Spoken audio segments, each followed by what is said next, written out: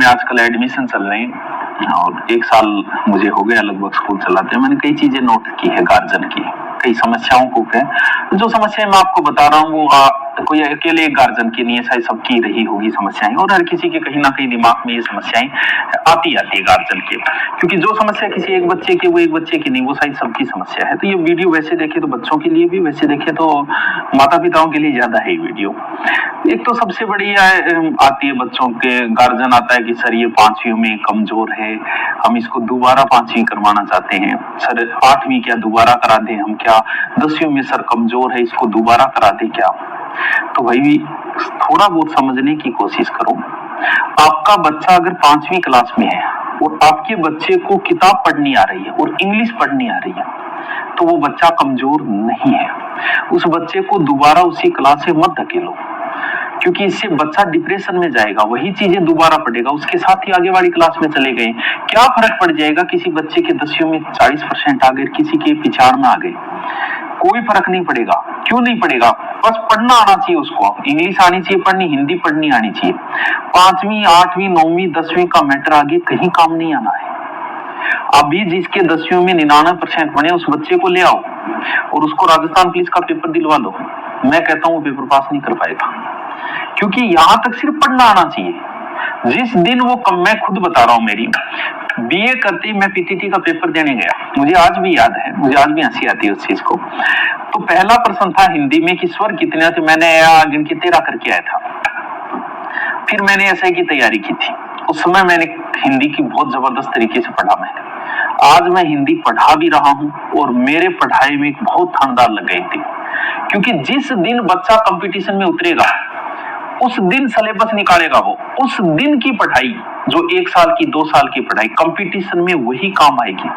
10वीं में 40 बने तो कोई फर्क नहीं पड़ेगा, 10वीं में 99 बने तो भी कोई फर्क नहीं पड़ेगा इस चीज से, बस बच्चे को आना चाहिए। आगे जो कंपटीशन में उतरता है तब जो 1 साल 2 साल है ना, उस समय बच्चे पे ध्यान दो।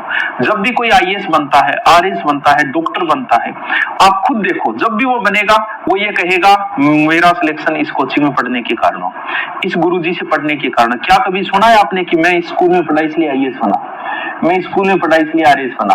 कोई फर्क नहीं पड़ता, याद ही नहीं रहता। आप जो वीडियो देख रहे हो उनमें से 90% लोगों को उसी स्कूल में ले जाया जाए, कहा जाए कि ये बताओ 5वीं क्लास में कौन से रूम में बैठते थे, बात तो भूल जाओ, वो ये भी नहीं बता पाएंगे कि हम 5वीं क्लास में इस रूम में बैठा करते थे या 4थी क्लास में। कोई काम नहीं आना है, बस बच्चे को बस स्कूल जाए तो संस्कार सीख जाए, हिंदी पढ़नी आनी चाहिए उसको, इंग्लिश पढ़नी आनी चाहिए उसे, तो नॉर्मल मैथ आनी चाहिए। बच्चे पे प्रेशर मत गिरो एक्स्ट्रा, ये चीजें जब कंपटीशन में उतरेगा उस समय ध्यान दो, वही चीजें काम आनी है।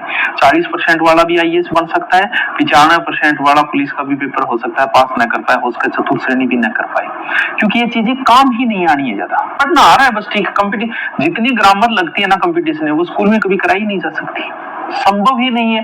बच्चे की इतनी कैपेसिटी नहीं है कि वो जो संधि है, जितने संधि के टोटल मिलाए तो 40 नियम हो जाते हैं, वो नियम बच्चा कैच कर पाए, ये भी संभव नहीं है। इसलिए बच्चे को वापस उस क्लास में मैं न धकेले। अगर आपका वो लग रहा है आपका बच्चा कमजोर है 5वीं में, तो आप उसकी 2 महीने एक्स्ट्रा करवा दो, किसी टीचर से बुला के एक्स्ट्रा करवा दो, लेकिन वापस उसी क्लास से मत धकेलो। बच्चा जल्दी 12वीं करके निकलेगा तो इससे अच्छा है कि वो कंपटीशन में 1 साल एक्स्ट्रा लगा ले।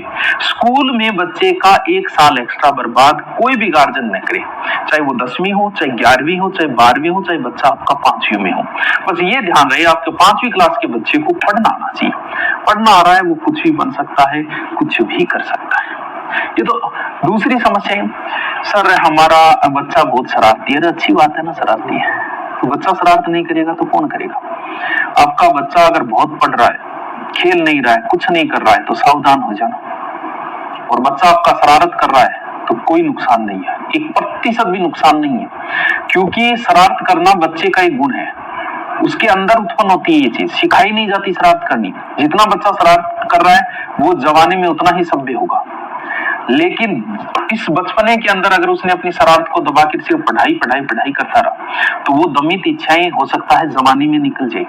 बचपन की शरारतें नुकसान नहीं देगी, लेकिन जवानी में की गई शरारतें थाने की ओर ले जाएगी। तो बच्चा अगर शरारत कर रहा है करने दो उसे, बच्चे का ये गुण है। जवानी में अगर किसी की इच्छा थी बहुत अच्छी गाड़ी खरीदने की, वो नहीं खरीद पाया, तो बुढ़ापे तक उस गाड़ी की इच्छाएं रह जाती है, क्योंकि जवानी की दमित इच्छाएं बुढ़ापे में परेशान करती है। वैसे ही बचपने में अगर वो नहीं खेल पाया, शरारत नहीं कर पाया, तो वो शरारत जो दमित इच्छाएं रह गई वो जवानी में निकलती। अगर बच्चा बहुत ज्यादा पढ़ रहा है तो सावधान हो जाना। शरारत कर रहा है बहुत अच्छी बात है, बच्चे का गुण है शरारत, एकदम सही चल रहा है बच्चा, एकदम सही ट्रैक पे है बच्चा, शरारत कर रहा है करने दो, बच्चा नहीं करेगा तो कौन करेगा सर।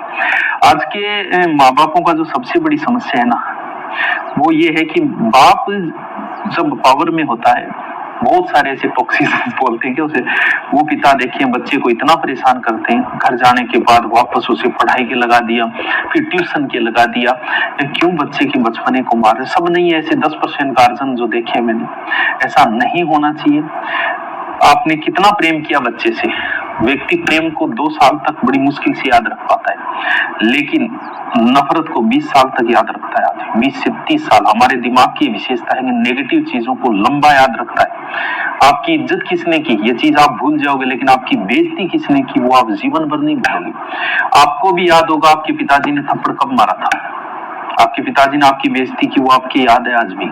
हो सकता है आप उनके प्रेम को भूल गए, लेकिन ये नफरत याद है। जब बाप के पास पावर होता है तो बाप उस पावर का गलत इस्तेमाल, इसलिए हर बाप बुढ़ापे में परेशान होता है वो, क्योंकि अभी बाप के पास पावर है तो वो बच्चे पे थोप रहा है अपना पावर, वो अपना बापपना दिखा रहा है। और जब बेटे के पास पावर आएगा तो फिर वो बदला लिया जाएगा, क्योंकि दमित इच्छाएं जो है वो निकलेगी। आपके भी याद है ना आपके बाप ने कब थप्पड़ मारा, तो आप जो मार रहे हैं ना बच्चे के, वो भी बच्चे की उम्र भर याद रहे, आपका प्यार याद नहीं रहेगा, आपकी नफरत याद रहेगी। नफरत दिमाग को लंबे समय तक याद रख पाता है। हम लोग माँ बाप बन के समझते, क्योंकि हर बाप ये सोचता है कि बाप की जो इच्छा थी नहीं कि डॉक्टर बनने की, तो वो बेटे में अपनी छवि देखता है, उसे लगता है कि मेरी इच्छा ये पूरी करो। बाप आईएएस बनना चाह रहा है तो वो बेटे से उम्मीद कर रहा है कि तू आईएएस बन। क्यों भाई? आपके सपने पूरे करने के लिए बेटे ने जन्म थोड़ी लिया, आपका कोई रोल नहीं है। आप माँ बाप बने हो ना, उस बच्चे की वजह से बने हो, उस बच्चे का भी रोल है आपको माँ बाप बनाना, वरना जो नहीं बने उनसे जाके पूछो। उस बच्चे की वजह से आप माँ बाप बने, सौभाग्यशाली हो, वो बच्चा है इसलिए आप माँ बाप हो। तो बच्चे पे इस प्रकार, क्योंकि जैसे हमारे पास बच्चे कोचिंग करके जाते हैं और मेरे पास पढ़ के वो नौकरी लगे, तो मैं इस बात का दावा नहीं कर सकता कि भाई तू नौकरी लगा तनख्वाह मेरे को दे, नहीं, मैं माध्यम हूँ। उस बच्चे को नौकरी तक पहुंचाना सिर्फ मैं माध्यम हूँ। भगवान को बच्चा यहाँ भेजना था तो वो आप माध्यम हो, माँ बाप उस बच्चे को भेजने का एक माध्यम है, इसमें आपका कोई बड़ा रोल नहीं है। उसे भेजना था यहाँ बच्चे को, आप माँ बाप। तो बच्चे को इस प्रकार परेशान न करें, डिप्रेशन में बच्चे को न ले जाए, उसे अपना जीवन जीने दे, उसके बचपने को जीने दे। बस 5वीं क्लास बच्चा पढ़ना लिखना, बस इतना ही ध्यान रखना, बाकी किसी की जरूरत नहीं है और चीजों की। आपका बच्चा सही ट्रैक पे है, एकदम से कंपटीशन में जब उतरे 2 साल तब ध्यान रख लेना। ऐसे में क्या फर्क पड़ता है, 95 में क्या फर्क पड़ता है 40 में। Thank you.